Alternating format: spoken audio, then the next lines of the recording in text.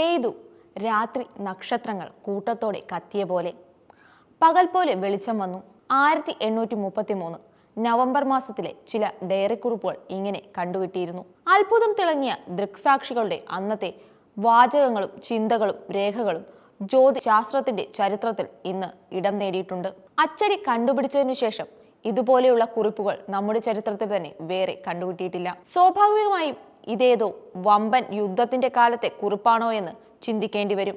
ആകാശം മുഴുവൻ കത്തിച്ചു വെളുപ്പിക്കാൻ മാത്രം വെടിക്കോപ്പുകൾ മനുഷ്യനില്ലാത്ത കാലമായിരുന്നു അതെങ്കിൽ കൂടി ആകാശം ഒരു തീപ്പൊരി പോലെ കണ്ടെങ്കിലും എന്താണ് സംഭവിക്കുന്നതെന്ന് കാണികൾക്കാർക്കും അന്ന് മനസ്സിലായില്ല. ചിലരത് ലോകാവസാനമാണെന്ന് കരുതി, മറ്റു ചിലരത് ഈശ്വരന്റെ കോപമെന്ന് കരുതി. എന്നാൽ ശരിക്കും എന്തായിരിക്കും അത്? അതൊരു ഉൽക്ക വർഷമായിരുന്നു. വെറും വർഷമല്ല, ഒരു ഉൽക്ക പേമാരി തന്നെ. ഒരു മിനിറ്റിൽ ഏകദേശം 10 ലക്ഷം ഉൽക്കകൾ ആകാശത്തിലൂടെ അന്ന് സഞ്ചരിച്ചു. അതായത് ഒരു സെക്കൻഡിൽ 10,000-കണക്കിന് ഉൽക്കകൾ ചീറിപ്പായുന്നു. ശരിക്കും പ്രകൃതിയുടെ ഒരു ഓർഗാനിക് വെടിക്കെട്ട്. ഈ ഭൗമദൃശ്യം കണ്ടവരാരും ആ രാത്രി ഉറങ്ങിയില്ല. അവർ ഒരിക്കലും ആ കാഴ്ച മറന്നിട്ടുമില്ല.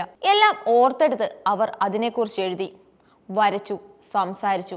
അങ്ങനെ അത് ചരിത്രത്തിലെ ഒരു വിചിത്രമായ അത്ഭുതകരമായ രേഖയായി മാറി. 55P ബാർ ടെമ്പിൾ ടർട്ടിൽ എന്ന ഭൂമകേതുവിൽ നിന്ന് ഉത്ഭവിച്ച ലിയോണിഡ്സ് ഉൽക്കക്കണികകൾ നമ്മുടെ ഭൂമിയിലെ അന്തരീക്ഷത്തിൽ കത്തിത്തീരുന്നതാണ് അന്ന് മനുഷ്യർ കണ്ടത്.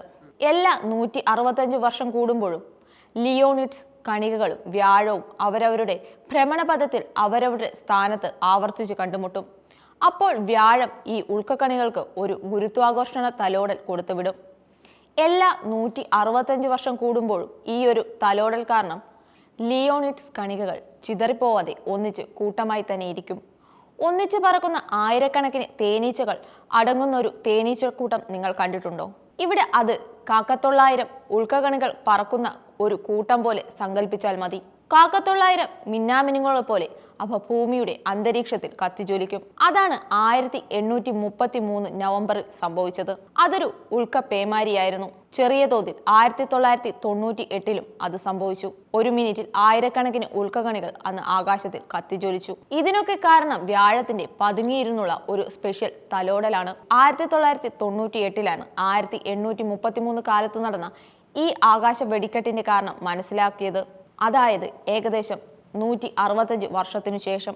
ലിയോണിഡ്സ് ഉൽക്കവർഷത്തിന്റെ പ്രതിഭാസം ആദ്യമായിട്ട് കണ്ടുപിടിക്കുന്നത് സ്കോട്ടിഷ് ജ്യോതിശാസ്ത്രജ്ഞൻ ഡേവിഡ് ആഷറാണ്. അദ്ദേഹമാണ് ആദ്യമായി ഭൂമിയിൽ സംഭവിക്കുന്ന ഉൽക്കക്കൊടുങ്കാറ്റിന്റെ വരവിനെ കൃത്യതയോടെ പ്രവചിച്ചത്. അത് ഉൽക്കശാസ്ത്രത്തിന്റെ ഗതി തന്നെ മാറ്റിമറിച്ചിട്ടുണ്ട്.